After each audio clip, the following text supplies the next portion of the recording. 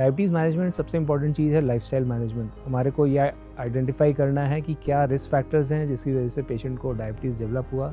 Poor diet, lack of exercise, high stress, poor sleep, ये सब issues को address करेंगे और उसके बाद हम लोग जाएंगे ओरल हाइपोग्लाइसीमिक ड्रग्स पे। ओरल हाइपोग्लाइसीमिक ड्रग्स पे हम लोग सिर्फ टाइप 2 डायबिटीज़ और maturity onset diabetes of the young में यूज़ कर सकते हैं। ओरल हाइपोग्लाइसीमिक ड्रग्स में सबसे पहले हम उन जो है इंसुलिन रेजिस्टेंस को कम करने वाले ड्रग्स की बात करेंगे। इसमें 3 मेन ड्रग्स आते हैं। पहला है मेटफॉर्मिन। मेटफॉर्मिन जो है सबसे पुराने एंटी डायबिटिक ड्रग्स में से है।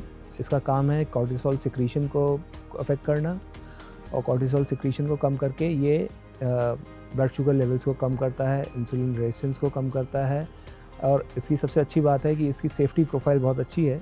ये हाइपोग्लाइसीमिया के चांसेस इसके साथ में बहुत कम होते हैं एंड बिकॉज ये कॉर्टिसोल के साथ में को अफेक्ट करता है तो ये वेट लॉस, ब्लड प्रेशर और ओबेसिटी, फैटी लिवर, इन सब चीज़ों पे भी थोड़ा बहुत असर करता है। So it is a very useful drug in young people with who are overweight. But इसके साथ में जो साइड इफ़ेक्ट है वो ये है कि in people who are already deficient in cortisol at extreme of ages या जो दुबले पतले लोग हैं उनमें it can present with signs and symptoms of cortisol insufficiency कि बिटर टेस्ट करके आएंगे या एपिगैस्ट्रिक पेन करके आएंगे या गैस्ट्रिक डिस्टर्बेंसेस जैसे डायरिया करके आएंगे। पेशेंट को अगर कंकरेंट कोई इलनेस है, वायरल फीवर है या कोई भी इलनेस है तो उस समय पे सोडियम लेवल्स लो होने का रिस्क रहता है। तो it is very important that we titrate it according to the patient's profile, anthropometric profile as well as his age. Second आता है पायोग्लिटाजोन लाइक ड्रग्स। पायोग्लिटाजोन जो है वो ब्लड शुगर को एडिपोज टिश्यू में जाके डिपॉजिट करता है, इस तरीके से ब्लड शुगर लेवल्स को कम करता है। और इसके साथ में 2 इश्यूज़ हैं कि पहली बात तो ये वेट गेन कराता है, बॉडी में वाटर रिटेंशन करता है। तो हार्ट फेलियर पेशेंट्स को या जो पेशेंट ऑलरेडी ओवरवेट हैं उनमें हम इसे अवॉइड करते हैं।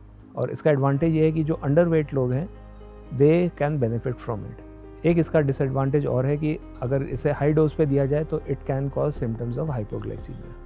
थर्ड आता है SGLT2 इनहिबिटर्स जिसमें एम्पाग्लिफ्लोजिन, कैनाग्लिफ्लोजिन, डैपाग्लिफ्लोजिन ड्रग्स आते हैं जो कि यूरिन में ब्लड शुगर को निकालते हैं।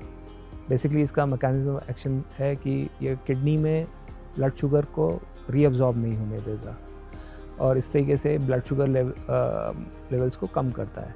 ब्लड शुगर के साथ साथ ये साथ में वाटर भी खींचता है और इलेक्ट्रोलाइट्स भी निकालता है। तो it is a very useful drug for patients who already have a poor cardiac function. Heart failure के पेशेंट्स में इट इज़ वेरी यूज़फुल और BP के पेशेंट में it is very useful. Fatty liver में भी इसे यूज़ किया गया है बट इसकी सेफ्टी प्रोफाइल काफ़ी अच्छी है। इसमें हाइपोग्लाइसीमिया के सिम्टम्स बहुत कम होते हैं। The only side effect is कि क्योंकि यूरिन में शुगर आ रही है तो UTI का रिस्क रहता है, खासकर इन फीमेल्स। तो जो आपके पेशेंट SGLT2 इनहिबिटर्स पे हैं उनको इस रिस्क के बारे में बताना ज़रूरी है कि वो वाटर इनटेक अपना अच्छा रखें। अगर उन्हें कोई भी UTI के सिम्टम्स होते हैं तो इमीडिएटली अपने फिजिशियन को कांटेक्ट करें। इस तरीके से हम लोग ने बात की अभी इंसुलिन रेजिस्टेंस को कम करने वाले ड्रग्स की। अब आते हैं जो ड्रग्स बॉडी में इंसुलिन लेवल्स को या तो बढ़ाते हैं या इंसुलिन सिक्रीशन को बढ़ाते हैं। इसमें सबसे पहले आते हैं DPP-4 इनहिबिटर्स। DPP-4 इनहिबिटर्स में हैं जैसे जो ग्लिप्टिन ड्रग्स हैं, सीटाग्लिप्टिन, विल्डाग्लिप्टिन, टेनेलिग्लिप्टिन। ये काम कैसे करते हैं? ये बॉडी में इंक्रेटिन हार्मोन होता है जो कि गट सिक्रीट करती है इन रिस्पॉन्स टू फूड। और ये इंक्रेटिन्स का काम क्या होता है कि ये ग्लूकोज लेवल्स को बढ़ने नहीं देते। DPP-4 इनहिबिटर्स क्या कहते हैं कि ये इंक्रेटिन के डिस्ट्रक्शन को कम करते हैं।